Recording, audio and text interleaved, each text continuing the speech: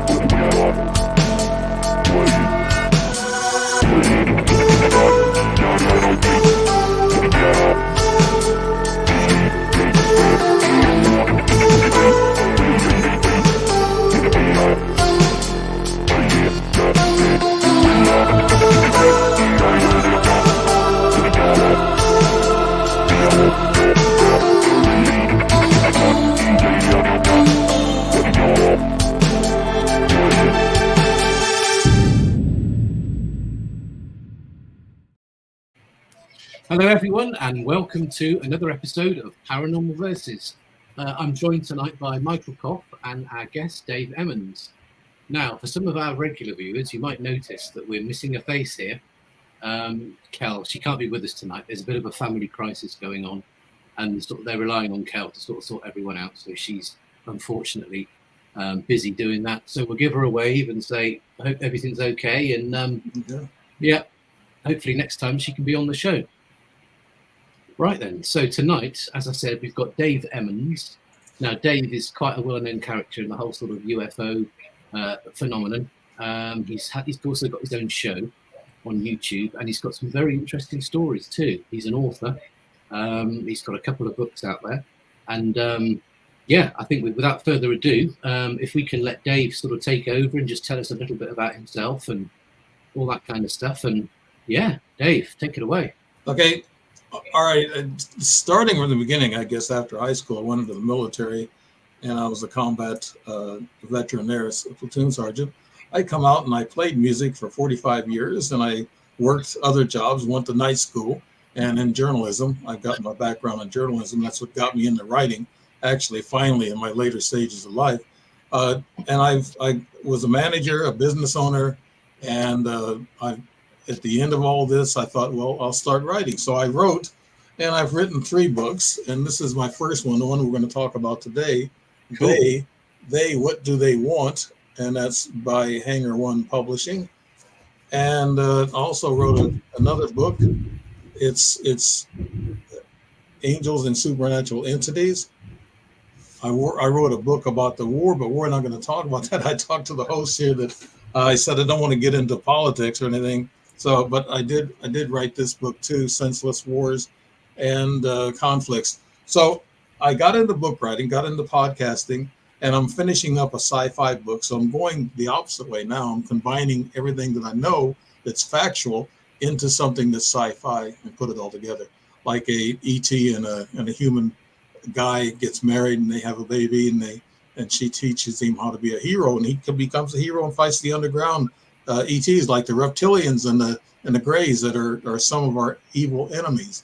And actually, a humanoid ET is they don't like us either. There's a planet they come from. They're here. They walk amongst us. So I've seen a few of them. But no, that's been my life, and now I keep really busy at being an old guy.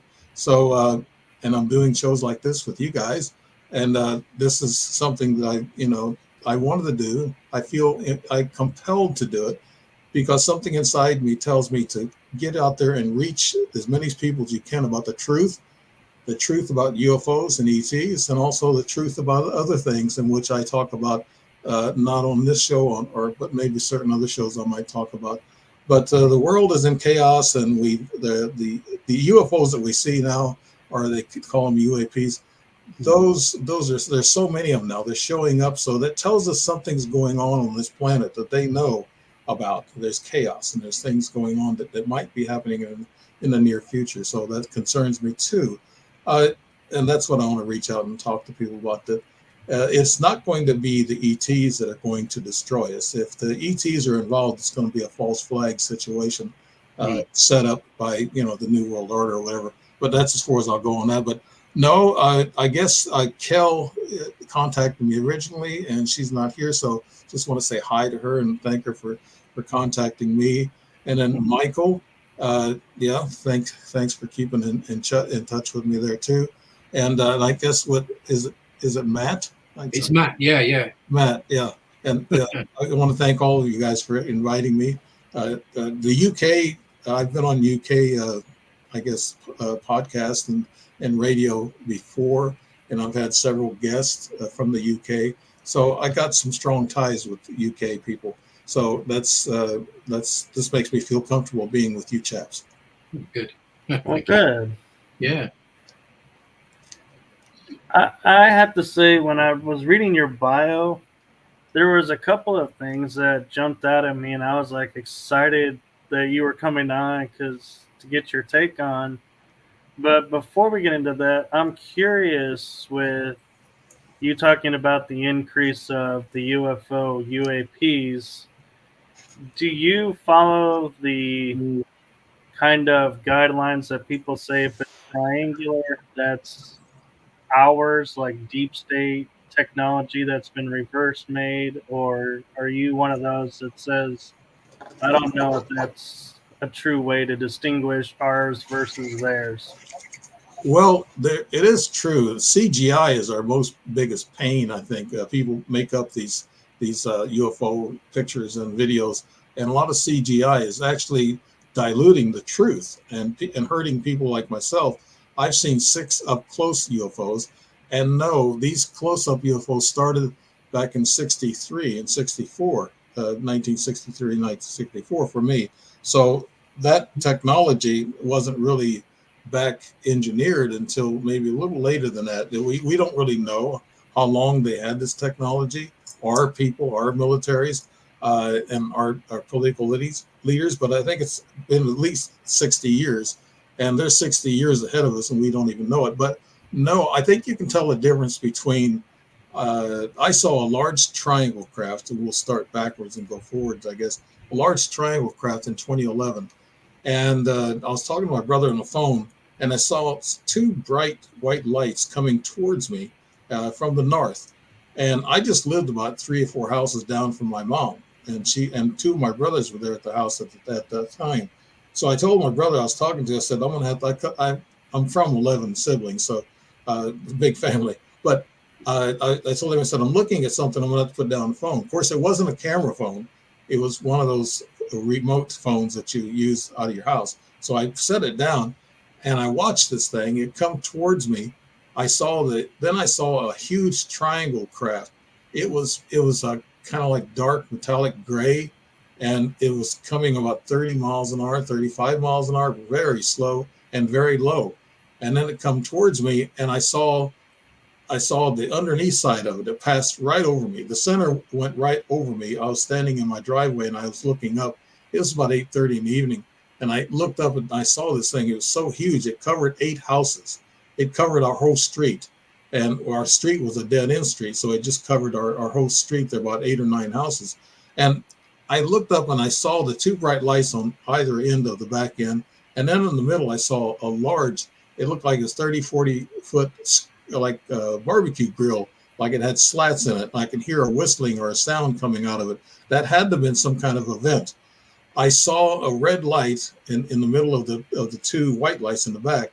And then as I looked up further, I saw a groove that went down the center of it. It was kind of maybe several foot deep groove that went down the center. And I looked in the front. And this is the most curious thing that I noticed that I never heard before. I saw 2 globes that were glass looking. They were actually glass. They had to be another material, but there was 2 of them hanging down in the front nose, where usually the bright light is in the front, but they didn't have the bright light on in the front. So these 2 globes must have represented that power or that light energy that they emit. So they were about 15 feet long, about 5 or 6 feet wide. There's 2 of them in the nose. And I said, that's weird. And it was passing over. I was in kind of like shock and awe, even though I've seen 4 or 5 UFOs before that, but this one was so huge. I mean, it was just kind of took my breath, and I watched as it went over, and it skimmed the tree across the street at a neighbor's house. and it just brushed the top of the tree. That's how low it was. It was only about 35 feet up, very low. So that couldn't have been one of ours, because something that large would require a lot of energy to give it the lift to stay at that low at 30 feet and only travel about 35 miles an hour. So I knew that wasn't one of ours. That couldn't have been. It's too far advanced. It's too slow. It was so huge. It went over. But I called my mom immediately and I said, "Hey, Mom, did you guys see this?" And she goes, "See it?" She was 85 at the time. And she said, "See it? My God." She said, "It was big." She said, "I was afraid to go outside on the porch because she said I might get abducted." I said, so she's had ET experiences, and her and I talked. Matter of fact, I'm going to put her on the show. She's 96 now, and I want to talk to her about her ET experiences. And that'd be very curious. But she told me, she said, "Oh my God, yes." And my two brothers were there. They saw it too, and they said, "Oh my God, it's so huge." I said, "Yeah." She said, "It passed right over us." I said, "Well, Mom, it passed." I said, the one side of the triangle passed over you, but I said I was standing right dead in the center of it because it passed right over me, dead center, and I could see right up underneath the craft. So it covered 9 houses. It's how big it was, a whole street, and it was huge, and it just went away, disappeared in the clouds as I watched it just go up and out. It was gone, and so that was a sighting in 2011. I called the sheriff's department, and I got a hold of the 911 operator, and I said, "Has any officer seen a large triangle-shaped craft in the area, like in Godfrey or wherever?" And she goes, "No." And I said, "You're probably laughing at me." She goes, "No, we're not." She said, "I got 2 officers standing right here in the room, and they're looking at her, and they're saying they've seen them. They've seen things before." And so she said, "No, we believe you, Mr. Emmons. We're not laughing at you." And she said, "Well, we haven't had any reports yet." And she said the officers said that they have seen that type of craft also as they're going around on the patrols at night. Normally, these UFOs or UAPs, as they want to call them, I don't like calling them that. No. They usually show up about between it, when it starts getting dark, as it's getting dark, about 7:30 in the evening, up to about 8:30 in the evening, 9 o'clock is when they appear mostly. That's when I hear a lot of people say that they've had their sightings. So it must be they try to go in the undercover of the darkness, and they either have their lights on where you can't see what they are, but they're dark metallic. And if they're in a cloud, if they're in a storm cloud, in which it was a little cloudy that night, you can't really make out, what color it is, because it's dark gray. That's what I saw, metallic. But I didn't see the top of it. I didn't see the side of it either. Since it was so huge, I'd have to be standing about 3 or 4 houses to the right of me or left of me to see the top of it. I didn't see the top at all. I saw the total underbelly of it. And that was that experience in 2011. It's actually April 9th. I don't usually forget those things. So, and I felt I felt some kind of a strange energy when it passed over me. And I just had run into ET human just, I'd say, 5 months before that. And actually, this I'll get into some of my juicier stories for you guys since we got about an hour, because I can ramble on for 3 or 4 hours. The book has a lot of information and a lot of experiences that I'm still having experiences, and they're kind of like paranormal experiences, but they're also, if people have heard of TI, that's a targeted individual. Yeah. If you're an influencer, if you're at any level influencer and you speak to people, scientists, whatever, they're going to track you. I'm sorry, I have to say that. I actually got a video out on Facebook that talks about being a TI, being a targeted individual. And I just had an incident just 2 weeks ago of a guy watching me and following me. And and this was the first time I ever come face to face with somebody that was driving a white Ford truck. And I don't know who this guy is. If he's listening to me now, I saw you. And so when I passed him he was looking at me in the back of my complex, and then he was watching me, and I was wondering, that's weird. He's sitting out there by himself off the side of the road watching me. And I said, that is really, I kept an eye on him, and I took off. I was going to go pick up my brother. Apparently, he heard my phone conversation with my brother, and he knew what time and he knew what direction I was going to go. So I went out to the stop sign from the road that leads out to the 2-lane highway, and I made a right turn, and there he was, sitting on the side of the road, like watching me. And I drove by him real slow and almost stopped, and I looked him dead in the face, like saying, I know you're following me.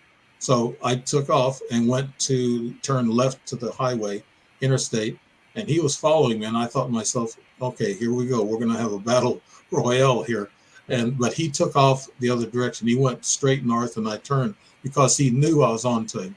So if they're, I guess what they're hiding and they're trying to be secretive, if their secret is given away and you know who they are, they're going to stop. They're going to break off. They may have somebody else do that, but they do that to a lot of people.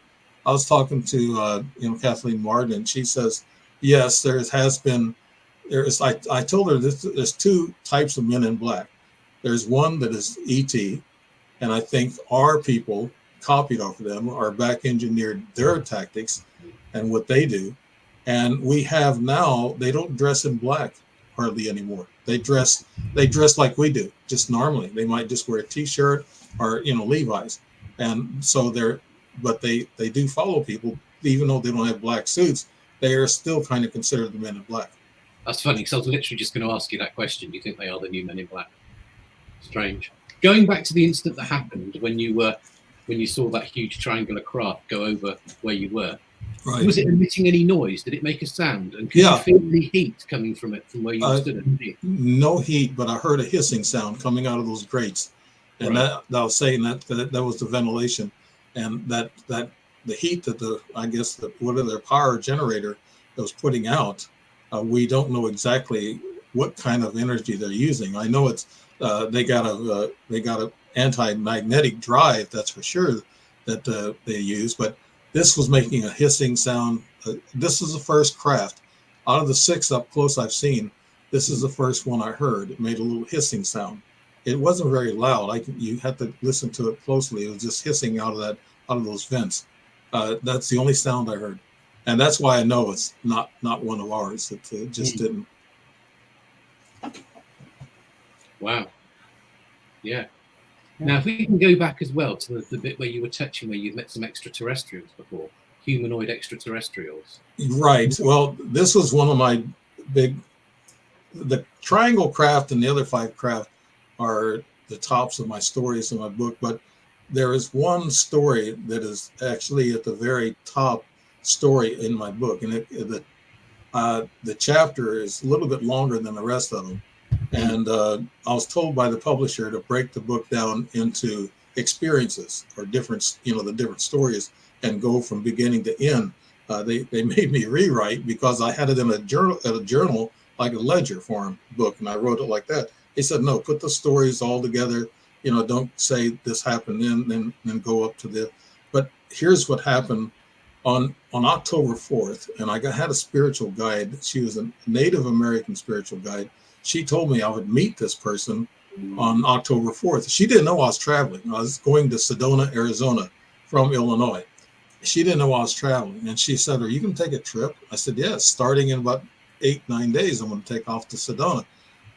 And she goes, because you're going to meet your first ET on October 4th. I said, no, I've already met my first ET. I said in 95, face to face. And she goes, well, you're going to meet an ET that day. So when I took off, I got there in Sedona on October 4th, and I wasn't trying to push the date or do the date. Like she said, I just went on my merry way and left when I was going to, and I drove there, and I rested before I took off and visited the town. I went to a kind of an Indian jewelry shop. It's they sell necklaces and things of that nature. And I talked to the ladies there, and I bought a few trinkets to take home. And they told me they saw a UFO at Cathedral Rock the night before. I said, oh, wow, I know where that's at. I'm heading that way right now. So I went there, and it was kind of like foggy, not foggy, but it was cloudy that day, a little cool for Sedona, and just a few little sprinkles every now and then. But I went there and got my Sony cam out, and I started recording. I parked in the parking lot there, and I started recording. And in behind me pulls up this little white car. And I looked around and I saw this gal. She was probably about in her 30s, 35, and she was Japanese. And she wore a real slim sweater, a real light sweater, white, and she wore denims in which she had a mud splash on her left leg in her calf area. And I looked at her and I took my camera and I filmed her a little bit. I asked her, I said, "Are you here meeting somebody?" She goes, "No." And I said, you gonna go on the hike or trail?" I said, "Look," I looked up and I said, "Looks like it's gonna rain." I said, "It's sprinkling a little bit off and on." And she goes, "No." And I said, "Oh, okay. You're gonna meet somebody." She goes, "No, I'm supposed to meet you." She said, "We were supposed to meet." I looked at her and I said, "I don't know you, do I?"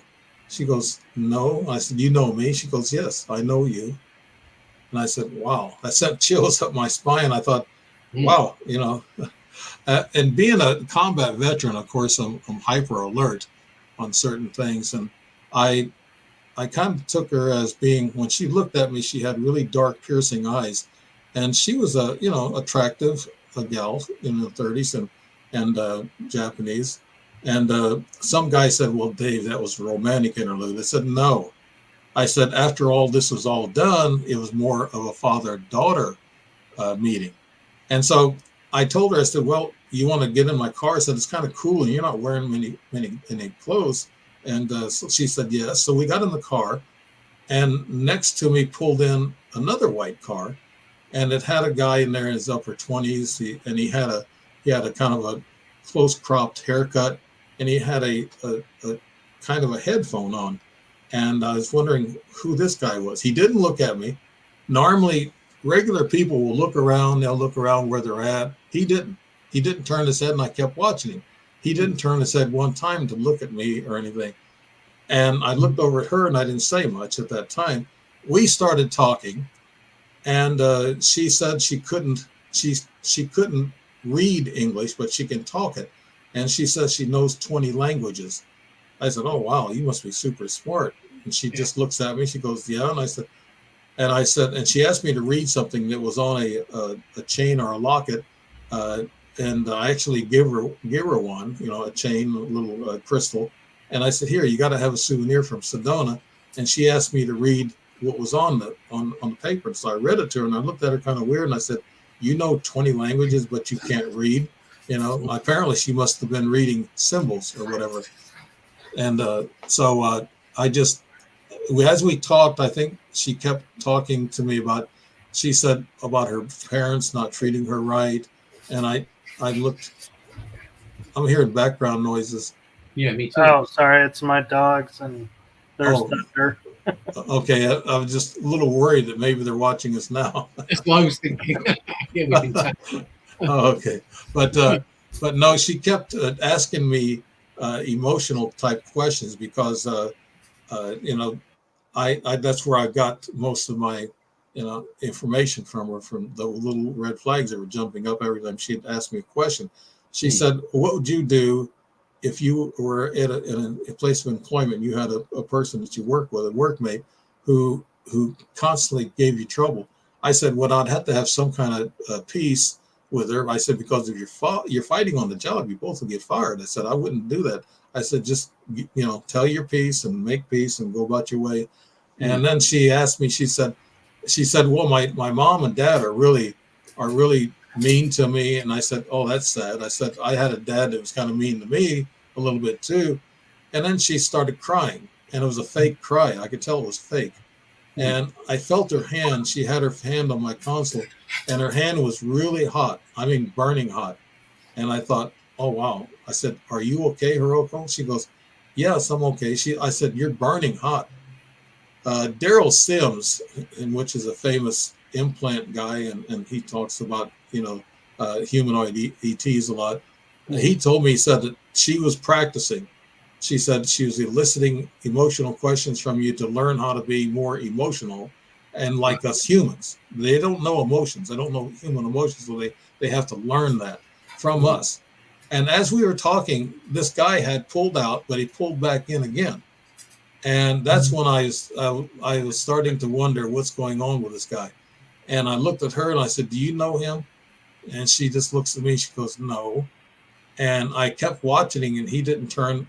He didn't turn at all. He didn't turn to us at all. I had a license to carry a gun, and I had one in my console. Well, I looked at my console, and she looked at me like she knew what was in that console, and she was telling me, "Peace out, don't do anything." And then her eyes pierced me, and I said, "Hiroko, your eyes are burning the back of my head." And she kind of looked down a little bit, and what she was telling me was, "Just be cool, just calm, don't do anything, don't grab a weapon, don't grab a flashlight, don't get out of the car and approach this guy." And so she was telling me, so I felt peaceful. And knowing my combat background, I probably would have been more on edge, and I probably would have went over to that guy and say, "What are you up to? What are you watching this for?" But I didn't do that because she made me kind of numb down a little bit, I guess, dumbed down with her energy. So we kept talking, and then I asked her how old she was, and she says, "Why you humans always talk about age and time?" She said, "There is no time. There is no age." I said, "Wow." I said, "Settle down." I thought, okay, wow. She really, really come on point at that point. And as we were doing that, that guy had left and then come back in again 3 times within an hour's time. And I thought, something's weird with this guy. And but she kept dumbing me down. And actually, when I turned to her one time, she shrank down in the seat. This is something I didn't think about until later on. Her body actually shrank down, like she was a little gray alien.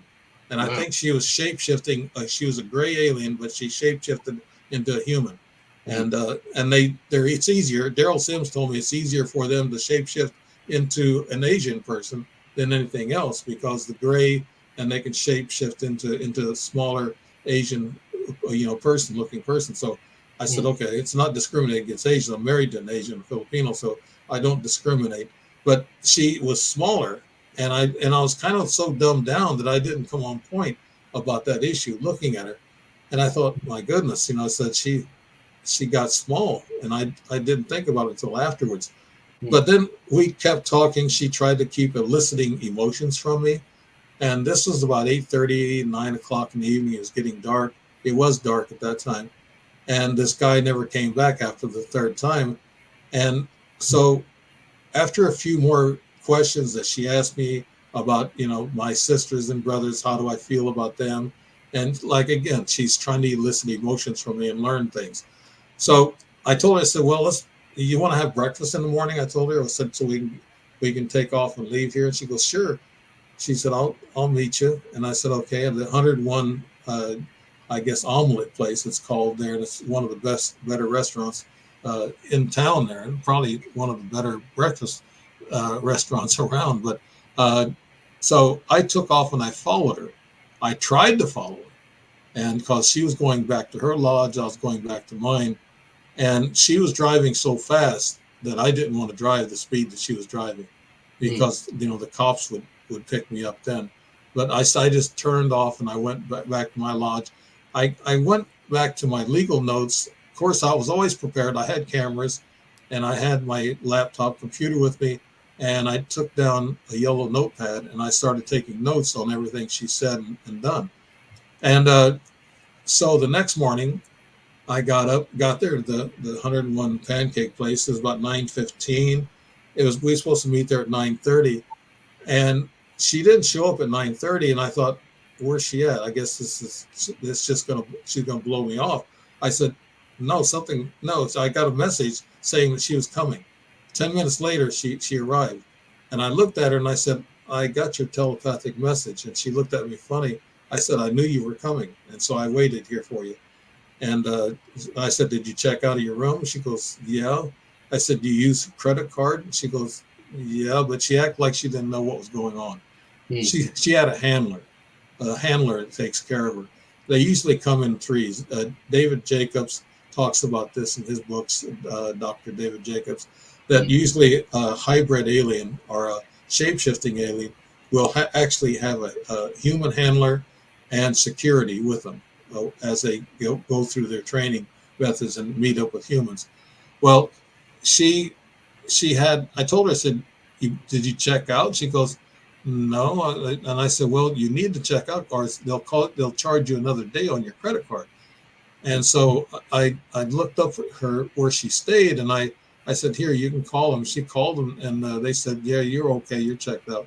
So somebody else checked her out of the room. They was in charge of her. And she said in her room, all she ate was like buns and donuts. And I heard that aliens like bread and things like that. They don't like to eat our other food, but they do like bread, and baked things, and that's what they feed on. And so we went in, and we were standing there in this little gift shop before you go into the restaurant, and we put her name on a waiting list. And she was standing there. There's only about 12 people in there, kind of wandering around in the gift shop. And she said, all these people. And I thought to myself, she told me she was from Tokyo, Japan. I mean, there's probably about 1,000 people per block in Tokyo, Japan, and why was she so alarmed with all these people, only 12 people? So all these red flags just jumped up, and it actually appeared that sometimes she would look different. I took 9 pictures of her, and in each picture, she kind of looks different, like her shape just a little bit different, but it's so similar that you can't notice unless you look at it real close. But we went in to eat, and I ordered things. She didn't know what to order, so I ordered stuff. She ate very little, and I ate mine, and we was there for about 40 minutes, and we got up, and I said, well, let's take a tour around the buttes and take a look at the mountains here. She goes, okay. And then she went to the bathroom, and I think what she did is regurgitated the food that she ate, because that's not the type of food that she eats. So she come back out, and then we took off and traveled around the buttes, and I give her water, but she didn't drink the water too much at all. And we just walked around to some of the buttes and looked up. And I told her, I said, well, you said another thing she said several times to me, she said she had to have a baby. She had to have a baby. She told me that 3 different times. And we were out looking at this butte, and it was really kind of like a nice breeze. And I told her, I said, let me hold your hand and we'll say a prayer. And I said a prayer for her to have her and her boyfriend get back together and have a baby. That's what she wanted. So I prayed for that. And then we took off. We went back to this restaurant. I said, well, you should have lunch before you leave, because she was going to leave about 3 o'clock that afternoon to go to Phoenix. And she said she had to catch a flight to LA. And I thought to myself, yeah, catch a flying saucer to LA, more than likely, So, so we went to this place for lunch, and it's kind of like a pizza place. So I ordered a couple of pizza, slices for each one of us, and a soda. And she looked at me and smiled and looked me right in the eyes, and she said, I like you. I said, I like you too, Hiroko, but I don't know who you are. And I said, you said you know who I am. She goes, yes. And I said, you want a baby, right? And she goes, yes, I want to have a baby. And I said, well, you should be married and see your boyfriend about that. And then I said, I like you too. But this is where I kind of felt that I did know her, DNA-wise. She was probably my daughter. She was, I was probably about 24 years older than her, and she was probably my daughter. And that's what a couple of psychics told me that too after I told them the story. And she felt like that. She felt like she was some kind of relation to me. So we got up and left, and then I took her back to her car, which was a rental car, and she told me, she said, would you please send me those pictures? She said, I'd love to have those pictures. I want those pictures. So we exchanged emails. I didn't exchange address. I had a kind of like a business card that had my name, phone number, and my email address. And that's about all it had. It didn't have my home address. I didn't usually give that out. So she didn't know my home address, but she got my email. I said, I'll send you an email with these 9 pictures. She said, okay. And then she took off. And then I went in and made more notes. And that day I left because it started raining a little bit more. And I just took off because Sedona is not so pretty when it rains. But to finish up that story, here's how I know that she was an ET. And a lot of people say, well, she could have been just, some 35-year-old Japanese gal just taking a tour and, by herself. And she actually said she went to White Sands, New Mexico, to visit the the base there. And I said, why'd you go there to do that? She said, I just wanted to see the sand. I said, by yourself, you know? So here's all these red flags just popping, you know? And but that's the other shoe fell, as we talk about in journalism. It fell about 5 months later. This was in October of 2010. And in March 17th, St. Patty's Day, my cousin and I was sitting on my front porch, and this was in Illinois. And all of a sudden, these three showed up at the stop sign about 300 feet away where you get onto the 2-lane road. And there was three individuals standing there, two young men and a woman. And my cousin said, do you know those Chinese? I said, no, they're not Chinese, they're Japanese. And he said, do you know them? We were sitting on the front porch smoking cigars, which I had to give up anyway. So that was a long time ago, 2011, March 17th. It was a nice sunny day, nice weather. We sat on the porch, and him and I were just, you know, BSing and talking like we normally do. And they started walking towards us. And at this point, they were about maybe 250 feet away.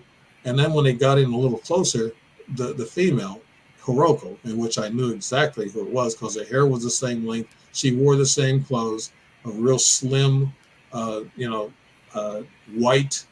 It was a sweater and then her denim pants. And I said, I think I know who the woman is. I told my cousin. He said, who is it? I said, somebody I met 5 months ago. Her name's Hiroko. And the two young boys approached us. They stood about 10 feet away from us, standing in my driveway. They were dressed as normal teens would dress, kind of mod. And they looked at me. The taller one did. They looked like they were 16 and 15 years of age. The taller one looked like he was a year or so older than the other one. And the tall one looked at me and he says, where is the new Walmart? And I said, that's a strange question. I didn't say that, but I thought it. And I said, it's right over this overpass. I said, about a quarter mile down. And he said, it was okay. And then after that, I couldn't talk. My cousin and I both were dumbed down. We couldn't talk. They must have hit us with some kind of magnetic energy. And my cousin was looking down at the floor. His eyes were all glassy. He usually talks a lot, too much sometimes. He gets to be rude. And I thought, oh, what happened to him? And I thought to myself, well, I can't talk either. I tried to talk to those two boys. I said, I wanted to say, is that Hiroko? And they knew, they read my mind. They knew what I was thinking, but I couldn't talk. My tongue couldn't move. I couldn't talk. All I could do was look and see. Wow. And they controlled everything, or they controlled where we looked, and we couldn't talk. So and actually the taller one went in my house. I didn't even know it. The door was right to my right-hand side. And he went in my house and he come out with my brown attaché case. I call it it's a pleather case. It was kind of like vinyl. I keep my notes in it to keep it dry from rain or anything. And so he was looking in that case and looking at me, giving me a real dirty look. And he knew there were notes in there about his mother. Now I'm thinking she was the mother. These two were her offspring, DNA. They're hybrids. And then I thought, okay, he's looking in that case. And then he walked past me again because I found my case. I didn't think to look for it until about 3 hours later when I finally start not being so numb. And I found the case that he went back in the house and I didn't even realize he went past me and then come back out. Well, they were standing there and then they turned and started walking away. And when they got across my street right in front of my yard, when they got across, I started coming to pretty well. And then I could see and I could talk. And then my cousin was still kind of dumbed down. And then about 5-10 seconds later, he shook his head. He said, what the hell just happened? I said, I'll tell you. I said, let's watch where we're going and what they're going to do. So they walked up to Hiroko. She was midway to the road. And they joined with her. And then they walked up to the stop sign. And I told my cousin, let's watch where they go. They didn't come in a car. We didn't see them walk up or down the road. And when they left, they must have just been teleported up because they were gone in a flash. We didn't see them walk up or down. My cousin said, what the hell is going on? He said, did you see them leave? I said, no, we were both watching. They just disappeared. They were gone. And we could see the road up and down. And we thought, well, they weren't walking. They didn't have a car. And he said, this is crazy. He said a few cuss words to me. He said, these aliens are going to kill you one of these days, Dave. And I said, well, they haven't yet. I said, I've run into them a few times. They haven't killed me yet. He said, this is crazy. He got in this truck and he took off, and he was just pale white. His wife asked me the next day, what did you do to Ron? I said, look, I didn't do nothing. I said, the ETs did. She said, ETs? I said, yeah, extraterrestrials. They visited my house, and that's what spooked him out. You know, what went on, him being dumbed down, couldn't talk, and then they disappeared out of the middle of nowhere. And she goes, oh, really? I said, yeah. So I said, that's why your husband's so shook up. I said, but no, he was my witness. And I've had witnesses on half of my experiences. But a lot of times you don't have witnesses because you don't know when things are going to happen. You know, it just happens when it happens. What was Haruko's accent like, her voice? When you were talking to her, did she have like a sort of broken American English accent? No. Did she sound like she was Japanese or Oriental? No, she talked pure English. She was, Wow. So that almost and I find it interesting that you say like she knew these languages but couldn't read it but could speak it. Right. Mm-hmm. Well, English, she said she couldn't read because if somebody reads symbols like Japanese or Chinese, they write symbols for their writing. So if there wasn't any symbols there, she couldn't understand them. She couldn't understand the English, script. So yeah.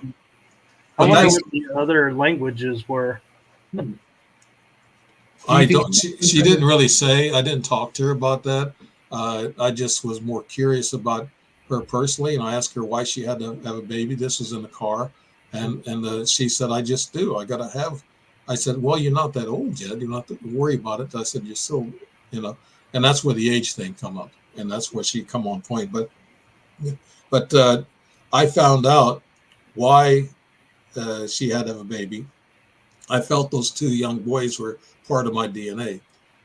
Their face structures were kind of like mine. They weren't like the round face usually the Japanese have. They had some bone structures in their chin and up here in their cheek area, and I thought, well, they kind of looked a little different. They did look Japanese, but what happened? I had a regressed dream a little bit after that second run-in, and I was back in the lodge room. It was room number 14, and I was laying in bed, and I was laying on the side of the second bed closest to the restroom, and I felt something going on, and I looked down and I saw a brown hose going towards my groin area.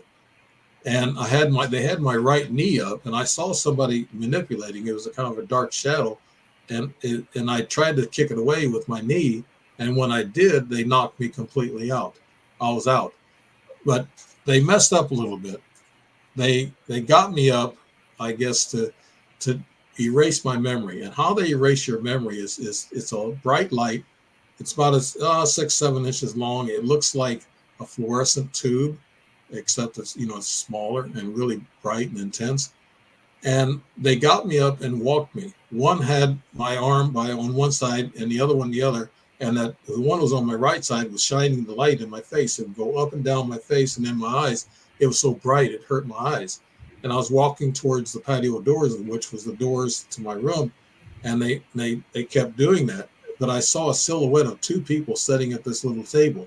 In a lodge or a motel, you got a table and 2 chairs, 3 chairs. They were sitting there, 2 of them sitting there, and there was 2 that was handling me, I guess, walking me back and forth, holding this light in my face. And I thought, what's this all about? This was in a dream, and I didn't figure it out until later. Is that if you're laying down, it's going to be hard for you to open your eyes. They would have a difficult time keeping your eyes open, so they walked me. So when you walk, you're going to open your eyes automatically. That's why they did it walking me, because they can get the light in there better and erase my memory. But they didn't erase all of it. I remember that part of it. The next following year, I went back to the same room. I took pictures and videos of my walk back and forth. And when I replayed it, I said, "Oh my God, that was it. That's what happened." I replayed that whole scene, and I said, "Yes, that's exactly what happened." I saw the dark figures on the right-hand side, patio doors, and I walked past the 2 beds, and they walked me back a couple of times. And I said, that's what happened. So it was a regress dream that proved that point. And the baby that she's talking about was apparently when they took the semen samples from me in the room with that hose, that light brown tan hose, they can trigger something and get the semen through that semen sampler. And so they had semen samples, and she was probably wanting another child that was from my semen samples for the other two teenagers. So that's what I had figured out. I mean, people might think I'm crazy, but I'm too old to be worried about what people think anymore. I don't care. I wrote my book to say, hey, world, this happens, this is going on, and this is what's going on all the time. We don't even realize it. Right. And I find it interesting that you're saying, she's talking about having a kid. 5 months later, shows up with two, and then you remember, then they trigger your memory and regress and show you that incident that, like she was saying, what is time? Of going, yeah, time for us is different for them. And Right. I'm wondering if she was showing you, hey, here are the two that are from that incident 5 months ago, and this is how our time works. Well, it could be they could speed up time and people grow faster or get older faster. But here's what happened in 95. In 1995, this is how this story kind of connects. You take 95 and then you take 2010, that's about 15 years. And that's long enough for these two teenagers to be 16 and 15 or 14 or whatever. I don't know exactly what age they were. They looked about 15, 14, 16, somewhere in there. But back in 95, it was about 3 o'clock in the morning. And my ex-wife, she liked the room dark. She put a blanket over the window, and she liked it really dark. So at 3 o'clock, I woke up and I saw a reflection in the mirror, the dresser mirror. I thought it was my daughter coming in for aspirins for a headache in our bathroom, our master bathroom. And she and I got my chin in my right palm and I held it up and I looked and I said, I called her name out 3 times. She didn't answer. I said, that's weird. And then this dark figure come around my bed to my side. So I changed positions in my left hand and I looked up. I thought it was going to be her just saying, I'm going to get some aspirins, but it wasn't. When I looked, this little critter was about 3.5 feet tall and he had big eyes. He didn't have the black lenses on. I could see the white of his pupils and everything. And I could see that he, I couldn't see the color of his eyes, but I could see the white pupils. And he had a little bit bigger eyes than us, and they kind of slanted up a little bit. And he was like a gray, like they typically talk about the eyes, but the face was so wrinkled. I mean, it was really like a prune. And it's not like the commercial little gray that you see, real smooth and everything. This thing was really, really, crinkled up and wrinkled. You can put a credit card in the slots where it's so wrinkled, and it was ugly. And I looked at it and I had fear for about 5 to 7 seconds, and then all of a sudden I fell back asleep. But I didn't go back to sleep. He put me back to sleep, and apparently he must have took DNA and semen samples from me, and this is where she got those 2 boys from that incident. That I'm putting that together. I woke up, it was about an hour later, and I woke up and my eyes were just blinking real fast like a nervous tick. And I said, wow, I can't stop them from blinking. I asked my wife, said, do you see or hear anything? She goes, no, go back to sleep. So I went in the bathroom, splashed my face with cold water, and I still couldn't get the blinking. I said, oh my God, this is terrible. I said, what was that thing? I said, it just follows the path of some of my, other things that, that I had, other experiences that I had. It all kind of ties together. And I had to go to work early that morning, 6 o'clock. So I stayed up from 4 to 6 just watching TV, trying to calm down. I just could, it was just a freaky thing that really hyped me up so bad I couldn't go back to sleep anyway. So yeah, that was the one that I looked right in the face, and he was a little gray. And that kind of fit the scheme of things, or the timeline. from 95 until about 2010. And so that kind of fit that timeline. Do you think you've got any sort of strange implants since those abductions? Have you noticed anything? Yes, I've had one when I was 14, when my friend and I saw my first UFO. Actually, I saw a UFO a year before that, and it was kind of hard to explain. It was kind of like mystical in a way. I was sitting out in the backyard, and my other brothers and sisters were in the house, and I saw this object that was rectangular in shape, looked like a small barge, river barge, and underneath of it had a glowing blue light, just kind of flashing and glowing underneath, and in front of it had two lights, streaming out. And I looked up and I thought, what is this? It kind of scared me. I was only 13 at the time. This was in '62, and a year later I saw the other one up close with my friend, and I looked at it, and then I don't remember anything after that. I ended up in bed. My legs were numb, and I felt somebody standing next to me, and I shared a bed with my older brother. And I asked him, I said, do you see or hear anything? He goes, no, go to bed. And then the object that was standing beside me disappeared and was gone. And my legs, I could move my legs again. I don't know if I was carried into that bed or how I did it with all the people that I lived with at the time, 10 brothers and sisters. And well, I might have had 8 brothers and sisters at that time. But I remember that in a kind of a vague sense. But the year later, this was my first actual sighting where I was conscious enough to know what everything went on. My buddy and I were sitting on his steps, and his dad and him and his dad lived in an apartment downstairs in this house, and we were sitting on the steps on the outside of his apartment, and we first heard snapping and popping of the radio. I asked him, did you change the batteries of the radio? And he said, yes, I did. And then we smelled something that smelled like a sulfur smell. Actually, now that what I know of it, ozone smell is what it was actually. And we looked up and we saw these lights. There was like 3 little lights that was glimmering through the tops of the treetops where the leaves were at. This was summertime after we had a summer break from school, and I was 14 at the time and he was 13. And so he said, let's go to my dad's truck and get the flashlight. So we went up there, and he said, let's follow it. And I said, yeah, let's follow it. So we followed it. It was moving real slow across our neighborhood. There's 2 streets. My street was just opposite of his street, but not very far away. And then we walked up his road, and we watched this thing. We got in this empty lot. Actually, this craft actually was about only 35, 40 feet in the air, and it was over my backyard. It looked like it was 35 feet wide, about maybe 22, 23 feet wide, and it had 3 like round body, like an old top, like you wind up an old top. It had 3 like round piled on, like it had a top on it, and then another area where it had the portals and windows. And then at the bottom, it looked like it was just pure solid. And underneath the side was dark, black. I couldn't see anything. But we saw movement in the portals. There was windows in the second level, in between level. And there was some shadows moving around. And so my buddy kind of nudged me. He said, you see that? And I said, yeah. I said, I don't want to see him. I said, it's kind of like when you go to a horror movie and you're a kid, you actually don't want to see the monster, but you really do.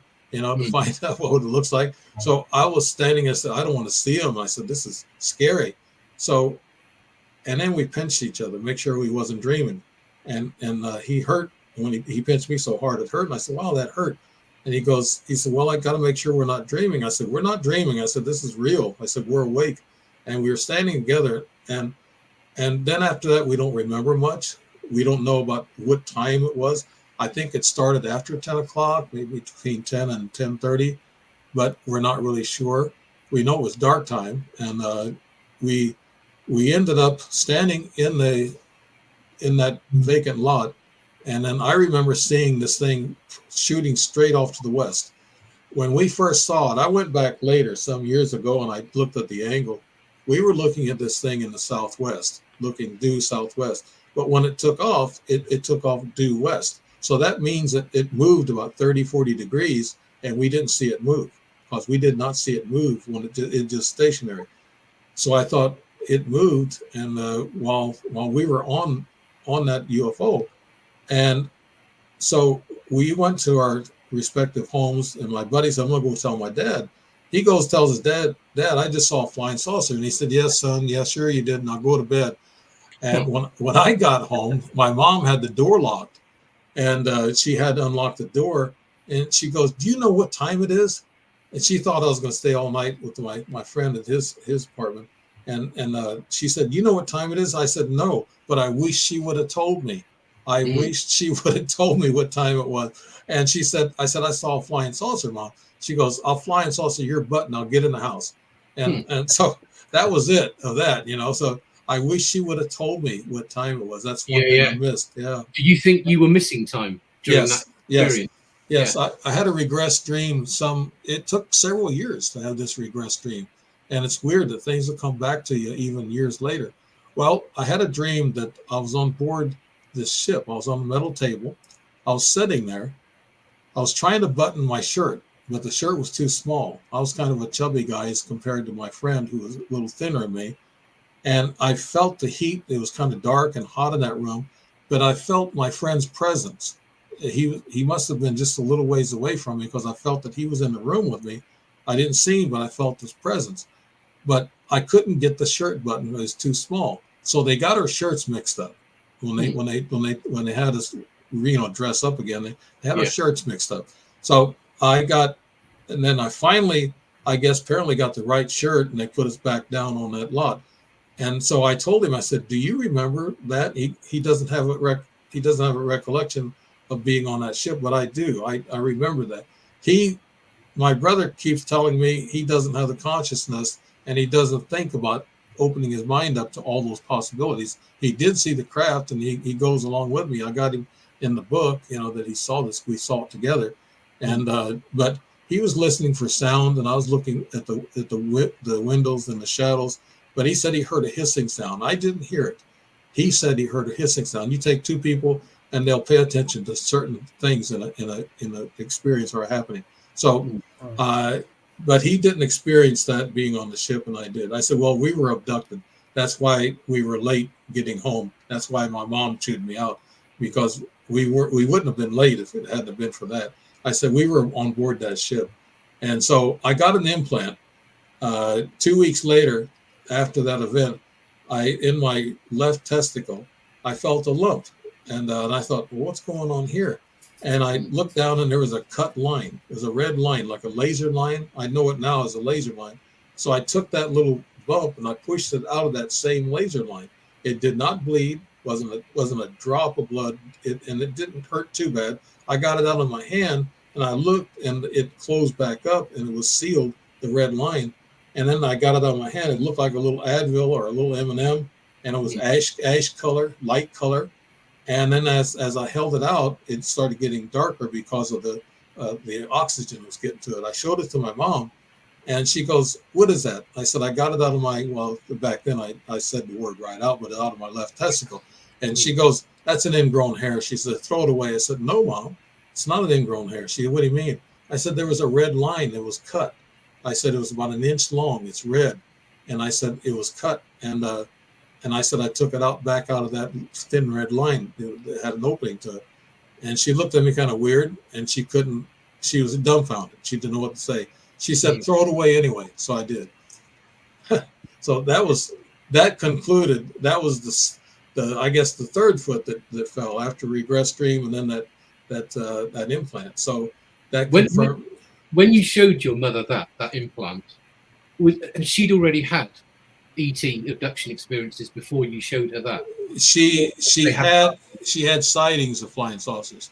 She didn't start having ET experiences until later on, but her and her family they've seen flying saucers. Yes. So Dave, we're approaching the top of the hour. Okay. Do you have time I have one quick question I want to ask you. Sure. And before I ask it, I just want to say thank you for your service. Thank you. Yeah. And now my question is, while you were in the service, were you getting any abductions or UFO sightings, or did they leave you alone while you were in the service? Well, while I was in service, I went into top secret work at Redstone Arsenal. I was training in nuclear weapons, and which I didn't like. So I got out of that. A lot of people say, well, how'd you get out of a top secret? I waited 6 months to get it, but I was in top secret, and this is where maybe the ETs might have found out my name. They might have, they knew where I was at, located me from 1963 and 1964. They probably kept track of me from that, but I got out of it because I didn't like it. I didn't like military intelligence interviewing me every week, myself and the other classmates. I was the only high school person in that class. The rest of them had bachelor's and master's in mathematics, and they were into this thing. And I had an 89% average, so I couldn't drop out. I had to go to the post chaplain to get out of that class. But when I got out of that class, I was a free agent. I wasn't contracted anymore for any schooling. So I ended up going to Vietnam for my brother. His wife was pregnant, and I was still single, so I went to Vietnam instead of him. And I turned out to be a combat sergeant, had a platoon, and months later, after I got back, they offered me a commission in that. So, yeah, that was part of my upbringing, I guess you could call. Cool. Yeah. So where can people find you and your books? Well, they can find me on Amazon and Kindle, and my publisher has other outlets too. You can find, I think, Hoku, something like that, and there's a couple others that my publisher just started reaching out and putting them out on different platforms. But you can look me up in Google and find almost anything, even my shows and all this other stuff. And so you can find out a lot about me on Google. I imagine a lot of people that I don't want to know what's going on are looking me up on Google. But no, Amazon and Kindle, you can look me up. And I'm on Facebook. I got shows on YouTube, Rumble, and look up Dave Emmons UFO abductions, and you'll find anything you're looking for. Brilliant. Yeah, thank you, Dave. It's been a really good show tonight. Really enjoyed it. Yes, thank you. Thank you for having me. No problem. We hope you'll come back on another time. Sure. Yeah. Yeah. It'd be nice to. I know Kell had quite a few questions for you, so it's a shame she's not around. Yeah, so right. Maybe another day. Yeah, that'll be good. Ready. Thank you. Right. So who's going to close out today then, Michael? Well, I'll say thank you to everyone in the chat room. Thank you, Matt and Dave, for a fun episode. Thank you. And one thing I'm kind of curious on, Dave, is what is one nugget that you would like to leave with people? That they're real. Angels are real. ETs are real. UFOs are definitely real. It's all real. We don't know anything. After all the research and things that I've been through, I still don't know exactly who they are, what they are, but they've been in my house. I've got videos, I've got pictures of things that are strange. And so they're around us. They can be invisible in your house, and you might think they're poltergeists, but actually they could be an ET that's just invisible. So, if I have to leave people with something, that these ETs they could be ghosts, they could be poltergeists, they could act like, they can do anything. They also can get into your mind, and you can have regressed dreams or lucid dreams that they put in your mind. They can control us. They're controlling us now. I think there's 2 or 3 evil entities like reptilians that are actually controlling the underground, and also all big top political figures. That's all they are, is figures. There's other people running this world, and the ETs might be part of it. Very true. I feel like, there's a lot of truth in that. So, well, thank you, and thank you, everyone, and join us next week as we'll be back with another exciting episode of Paranormal Versus. And so with that, we are going to say good night, good day, good morning, good afternoon, wherever you are in the world. Make it a great one. Bye-bye, everyone. Bye-bye. Bye-bye.